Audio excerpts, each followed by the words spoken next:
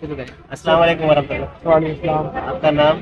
मुस्तफ़ फ़हीम नाम है और मुस्तफ़ फ़हीम, और मेरे जो स्टार्टअप का नाम है अर्बन फार्म्स सही है। है। और बेसिकली हम अर्बन फार्मिंग से रिलेटेड डिफरेंट प्रोडक्ट्स और सर्विसेज पे काम कर रहे हैं। प्रोडक्ट्स सच एज हम वाटर बेस्ड हाइड्रोपोनिक जो न्यूट्रिएंट्स हैं उन पे काम कर रहे हैं, वो हमारी अपनी मैन्युफैक्चरिंग और फॉर्मुलेशन है। उसके अलावा हम स्मार्ट इरीगेशन सिस्टम पे काम कर रहे हैं, ड्रिप इरीगेशन सिस्टम या स्प्रिंकलर इरीगेशन सिस्टम।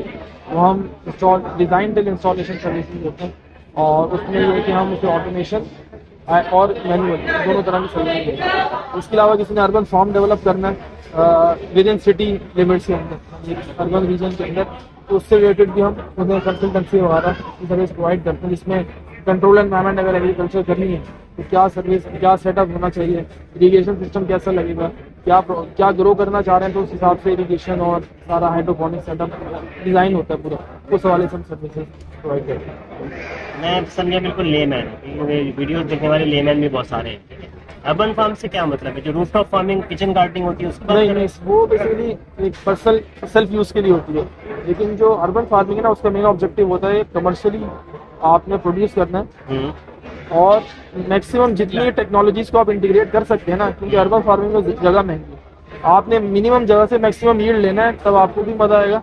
अच्छा। और आप उसको यानी आपका प्रॉफिट भी अच्छा होगा, और आप विद इन जो बड़े स्टेक होल्डर्स हैं सिटी के अंदर, आप उन्हें फ्रेश वेजिटेबल्स या हर्ब्स या ग्रीन्स इस तरह की चीज़ें प्रोवाइड कर सकते हैं। ट्रांसपोर्टेशन कॉस्ट कम हो जाएगी, ट्रांसपोर्टेशन कॉस्ट कम हो जाएगी, सप्लाई चेन छोटी हो जाएगी, कार्बन फुटप्रिंट कम होगा, आपकी प्रोडक्ट जो है रेडीली अवेलेबल होगी टुवर्ड्स सुपर मार्केट्स या इस तरह की। एक चीज़ ये है कि फिर आप ऑब्वियसली जब आप इतना खर्चा करते हैं तो आप ये होता है कि आप ऐसी चीज़ें ग्रो करें जिनकी हाई वैल्यू हो। मिसाल के तौर पे हर्ब्स हैं, ग्रीन्स हैं, लीफी ग्रीन्स, केल है, रोजमेरी है, बटर हेड लेटस है, चेरी टोमेटोज हैं, जैलपिनोज हैं, बेल पेपर, ज़ाफ़रान बहुत टेक्निकल हाई टेक सिस्टम मांगते हैं, उसके टेम्परेचर एनवायरनमेंट ये सब चीज़ें बहुत, वो फिर पूरा इंडोर करें। एक कंपनी है दुबई में वेजिटेक के नाम पे, वो टोटली इंडोर कर रहे हैं सेफ्रॉन पर। ऑलिव तो ट्री है ना, ऑलिव तो एक ट्री चाहिए, ऑलिव के लिए अब आप ट्री हाइड्रोपोनिक्स में वो ट्री एक अलग एनवायरनमेंट है ना, ट्री उसमें नहीं है। हाइड्रोपोनिक सिस्टम में वेजिटेबल्स, हर्ब्स, लीफी ग्रीन्स, इस तरह की चीज़ें आप इजीली कर सकते हैं, और स्ट्रॉबेरीज, फ्रूट में स्ट्रॉबेरीज वगैरह। तो अच्छा, ये तो आपने बहुत सारी टर्म्स यूज़ की हैं, ठीक है, कोई समझेगा कोई नहीं समझेगा। मेरे पास 1000 गज का प्लॉट है, मैं चाहता हूँ उसके ऊपर गंदम लगाऊँ। नहीं, गंदम के लिए अभी नहीं है, इस पे अभी गंदम पे ट्रायल्स चल रहे हैं अभी ना, बाहर जो पहले आप क्या रिकमेंड करेंगे? किसी एक फसल पे बात कर लेते हैं, उसका पूरा A to Z कर लेते हैं। टोमेटोज पे इस तरह अगर बात करें, 1000 गज पे टोमेटोज या चेरी टोमेटोज पे आप आ जाएंगे। आप चाहेंगे कि आपको चेरी टोमेटोज सैलेड में बहुत यूज होता है, और नॉर्मली होटल्स रेस्टोरेंट्स में ये वाइडली बहुत मार्जिन अच्छा है। प्रॉफिट मार्जिन अच्छा है, यानी आम टोमेटो 200-300 में जाता है, तो ये 1600 रुपये होलसेल किलो में जाता है। मैं आया आपके पास कि भाई मेरे पास मुसा भाई 1000 गज ज़मीन है, मुझे चेरी टोमेटो लगाना है। भाई अब आप सबसे पहले क्या करेंगे? मतलब आपकी कंसल्टेंसी फीस, सीड की कॉस्ट, उसके बाद कौन कौन सी सर्विसेज इसके अंदर आप देंगे? इसमें हम सबसे पहले तो डिज़ाइन होगा पूरा सिस्टम, कि आपने सिस्टम आइदर ग्रीन हाउस पे जाना है या शेड हाउस पे जाना है, ठीक है, वो आपके बजट पे डिपेंड करेगा। ग्रीन हाउस बहुत एक्सपेंसिव पड़ता है, उसमें एनर्जी कॉस्ट बहुत ज़्यादा इन्वॉल्वमेंट होती है, कूलिंग सिस्टम पूरा लगता है, वेंटिलेशन और इस तरह की चीज़ें सारी लगती हैं। शेड हाउस में है कि आपकी कॉस्ट, एनर्जी कॉस्ट नहीं है, यानी कूलिंग सिस्टम नहीं लगाएंगे आप शेड के जरिए अपना टेम्परेचर मेंटेन करेंगे।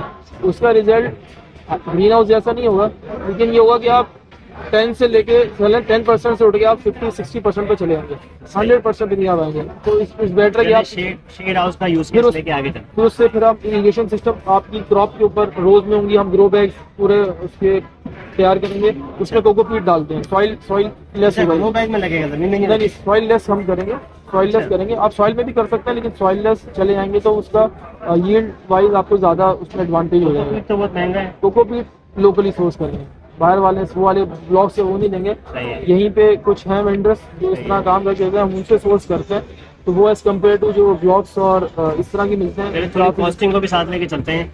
1000 गज की जमीन के ऊपर कितने ग्रो बैग आपको रखने होंगे, और एक ग्रो बैग की कॉस्ट कितनी? 1500। ग्रो बैग की कॉस्ट नहीं, 1500 ग्रो बैग देंगे। ग्रो बैग की कॉस्ट तो आपको ग्रो पड़ेगी, बैग की कॉस्ट नहीं, ग्रो बैग के अंदर जो कोकोपीट है 300 रुपये। अच्छा, एक ग्रो बैग कितना बड़ा होता है? क्योंकि ग्रो बैग तो छोटा होता है, 5 गैलन से कहलाता है, लेकिन वो तकरीबन 4 किलो तक कोकोपीट ले जाता है। और आप सही। मार्केट में आएंगे तो सभी 150 किलो की कोकोपीट मिल रही है, 150 के हिसाब से। यानी एक ब्लॉक जो होता है वो तकरीबन 800 रुपये का दिया हुआ है, 800-900 रुपये। सही है। तो आपको शायद बल्कि ज़्यादा ही होगी, 180 रुपये पर ये। लेकिन इतनी डिटेल कॉस्टिंग को भी नहीं करते हम, अगले स्टेप पे 700 आते हैं। ठीक है। हमने कोकोपीट ले लिया, ग्रो बैग रख दिया, इरिगेशन सिस्टम फिर पूरा लगेगा 1500 बोले ना, 1500 एक हजार गज के ऊपर। 1000 गज के अब अंदर। उसके बाद इरिगेशन सिस्टम की बात। आपका इरिगेशन सिस्टम पूरा लगेगा, Drip irrigation। Tanks with irrigation, आपके सही। टैंक्स होंगे सारे टैंक्स जिनमें आप अपने न्यूट्रिएंट, हाइड्रोपोनिक न्यूट्रिएंट ऐड करेंगे उसके अंदर, और उसको फिर आपकी ये न्यूट्रिएंट सारे ऑर्गेनिक होंगे? ऑर्गेनिक नहीं होंगे, अच्छा, इनऑर्गेनिक है सारे। कमर्शियल फार्मिंग है ये, इनऑर्गेनिक नहीं है। ऑर्गेनिक नहीं है, ठीक है।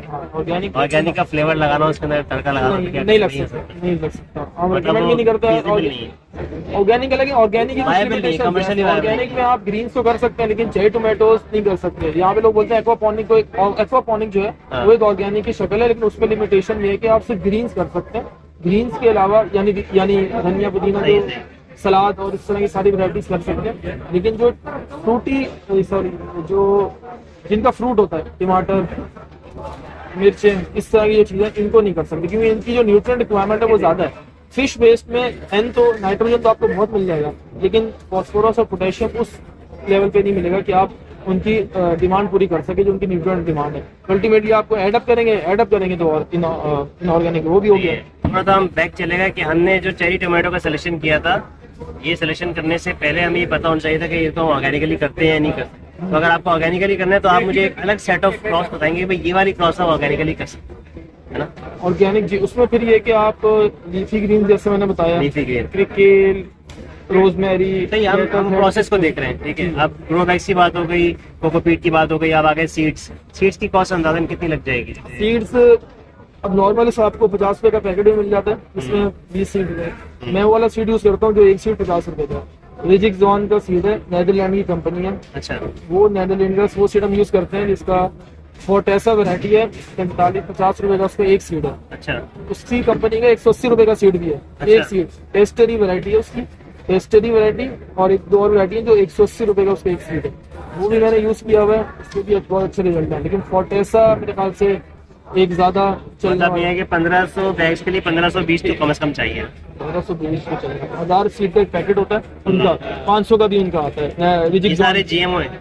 नहीं, जीएमओ नहीं है, Hybrid है। हाइब्रिड है, जीएमओ नहीं है, सही जीएमओ है, GMO नहीं, है। हाइब्रिड है। नहीं, ठीक है। आप बीज हो गया, उसके बाद फिर आपने टैंक्स लगा दिए, ड्रिप इरिगेशन कर दी। 1000 गज पे ड्रिप इरिगेशन का रफली कॉस्ट कितनी है? 1000 इरिगेशन पे 1000 इसके गज पे? लिए ज्यादा रफ, बिल्कुल रफ। करनी पड़ेगी।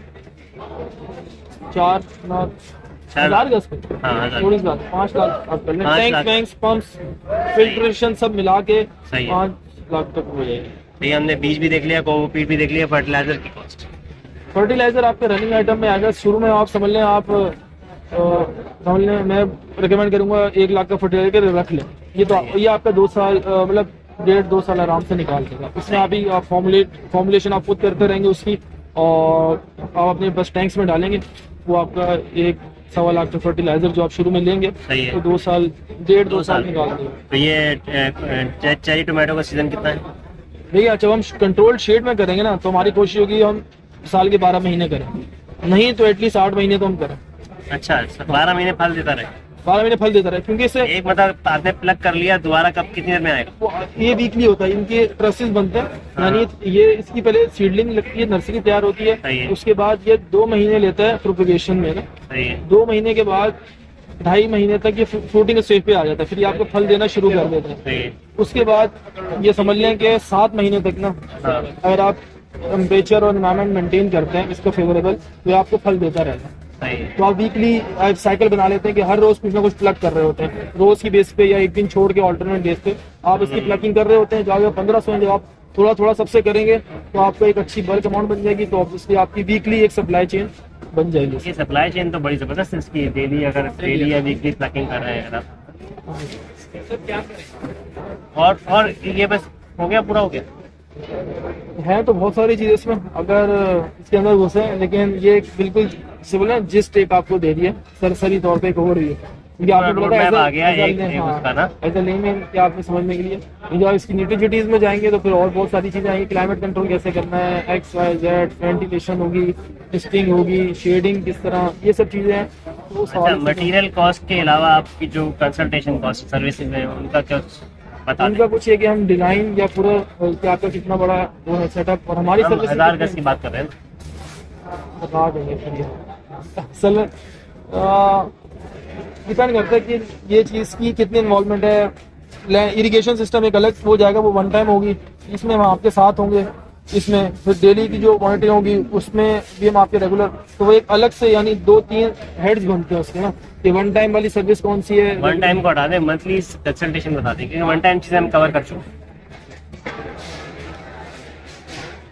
1 लाख की किराया लगा ली। 1 लाख हाँ, लेकिन इससे कम ही होगी ये मंथली बस। कंसल्टेशन, बहुत ऊपर नहीं जा रहा। एक ना उसमें बहुत सारी चीजें, 2 बंदे आप रखेंगे, लेबर रखेंगे, 2 बंदे चौकी, ये चीजें भी मतलब कोई तो होगा ना। लेबर काम कभी बता रहे हैं आप? मतलब लेबर एक सिंपल लेबर, कोई एक एग्री ग्रेजुएट होगा, अच्छा, थोड़ा सा हमारा प्रॉफिट होगा, उस सही है। करके एक तक के लगभग अच्छा। होगा। लेकिन इसको ये अगेन रिफाइन होगी एट द टाइम, जब जो भी पूरा वो बनेगा ना एग्रीमेंट या जो भी चीज होगी। मतलब 20 ऊपर भी आ सकती है, 20 नीचे भी आ सकती है, लेकिन इसके अंदर आपकी कंसल्टेशन प्लस टेक्निकल लेबर सब शामिल एक एग्री ग्रेजुएट अगर है, एग्री ग्रेजुएट उसकी है। और हमें वो- अपना एक लेबर और शायद अपना वो फिर आपका जो भी क्लाइंट का जितने लेबर चौकीदार वगैरह वो जो है वो उसको इन्वॉल्व करवाना पड़ेगा।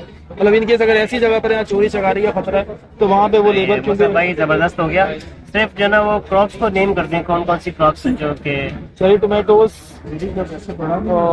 जैलापिनोज, बेल पेपर्स थोड़ा ट्रिकी हैं लेकिन हो सकती हैं। उसके अलावा हर्ब्स हैं जिसमें कि थाइम है, मिंट है, कोरिएंडर है। उसके अलावा लीफी ग्रीन्स जो हैं आपके सैलेड की वैरायटी, स्केल है, रोजमेरी है, बटर हेड है, पाक चॉय है, और इस तरह की 2-3 और वैरायटी है। अच्छा, ये तो हो गया, हमने उगा भी लिया।